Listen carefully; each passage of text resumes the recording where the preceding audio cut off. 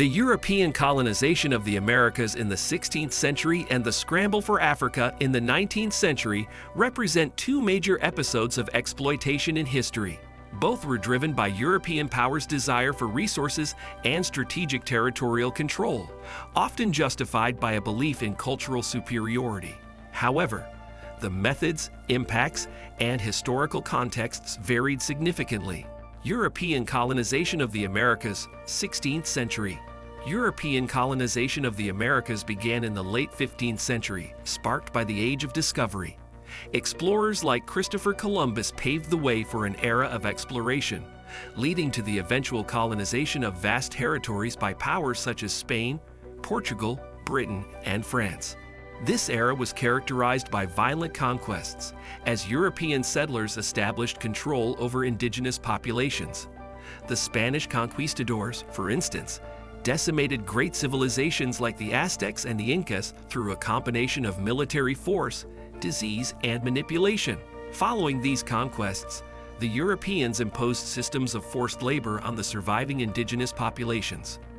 The encomienda system allowed the Spanish to control and exploit native labor, leading to significant changes in the social and economic structures of the Americas.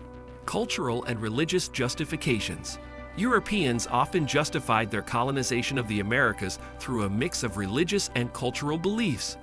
They saw themselves as bearers of civilization and Christianity, often viewing indigenous cultures as primitive and heathen. Missionaries sought to convert indigenous peoples, but this often led to the suppression and destruction of native cultural practices and religions. This sense of cultural superiority was rooted in a Eurocentric worldview that disregarded the complexity and richness of indigenous societies. The conversion efforts were sometimes accompanied by violent suppression of indigenous beliefs, such as the burning of sacred texts and idols. These actions not only aimed at spiritual conversion, but also served to legitimize the European presence in the eyes of their own societies, framing colonization as a moral and divine mission. Economic gains and resource exploitation. The Americas offered vast amounts of natural resources that European powers exploited for economic gain. The Spanish extracted immense quantities of gold and silver, especially from mines in Mexico and Peru, which played a significant role in transforming the European economy. The wealth generated from these resources fueled the rise of mercantilism, where colonies were seen primarily as sources of wealth for the mother countries. Apart from precious metals, the Europeans also established plantations to grow cash crops like sugar, tobacco, and cotton. These plantations relied heavily on the labor of enslaved Africans, marking the beginning of the transatlantic slave trade. The exploitation of these resources led to significant demographic changes, with a dramatic decrease in the indigenous population due to disease and harsh labor conditions. Scramble for Africa, 19th century. In contrast to the Americas, the scramble for Africa occurred during the late 19th and early 20th centuries, a time when European powers had already established global empires. The Industrial Revolution had increased the need for raw materials, such as rubber, copper, and gold, which Africa offered in abundance. European powers also sought new markets for their manufactured goods.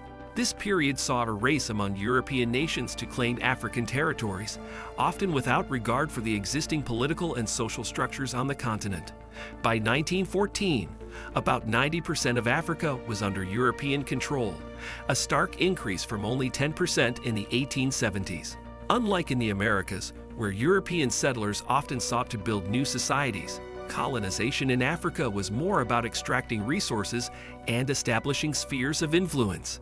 Berlin Conference and Partition of Africa. The formal partitioning of Africa was solidified at the Berlin Conference of 1884–85, where European powers convened to lay down the rules for the division of the continent. This conference marked the start of formal colonial rule in Africa, with countries like Britain, France, Germany, and Belgium claiming vast territories with little consideration for the complex ethnic and cultural landscape.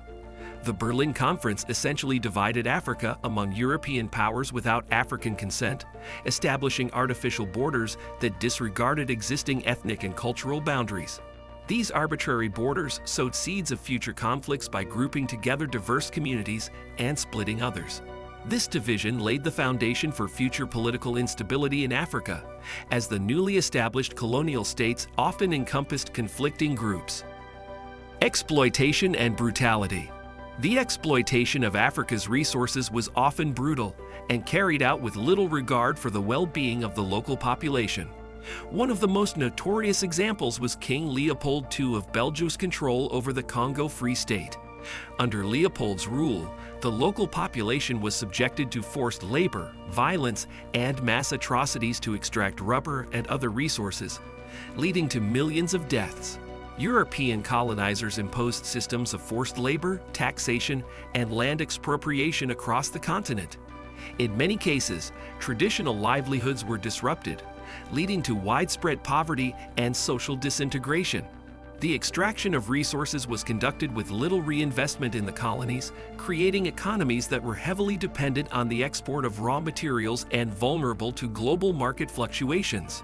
Economic and infrastructure development.